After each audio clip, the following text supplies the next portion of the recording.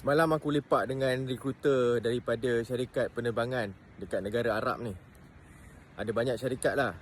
So bila aku lepak dengan rekruter tu, aku tanya apa perbezaan cara korang rekrut berbanding dengan cara negara aku rekrut, Malaysia. Ada sebab satu rekruter tu dia pernah kerja dengan company yang dekat lokal lah, kat Malaysia. Dia sebut satu perkara yang pada aku logik juga.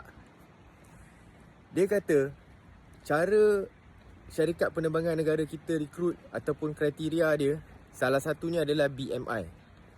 BMI tu adalah early stage kriteria. Walhal dengan sekarang punya company, dia kata dekat negara Arab, kriteria tu masih ada, tapi tu adalah final stage kriteria dan dia bukan deal breaker. Maksudnya apa? Maksudnya kalau macam negara kita, dekat fasa pertama BMI tak lepas, habis. Tak lepas.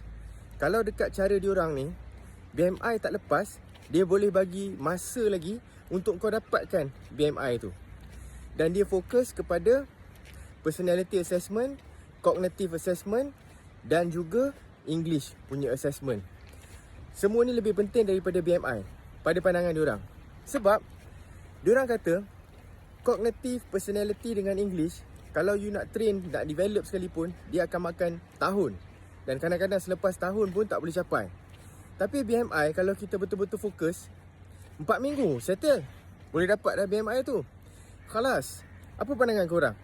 Yang korang pula yang berminat untuk explore, jadi stewardess dekat airlines company negara Gulf, boleh DM aku. Bismillah.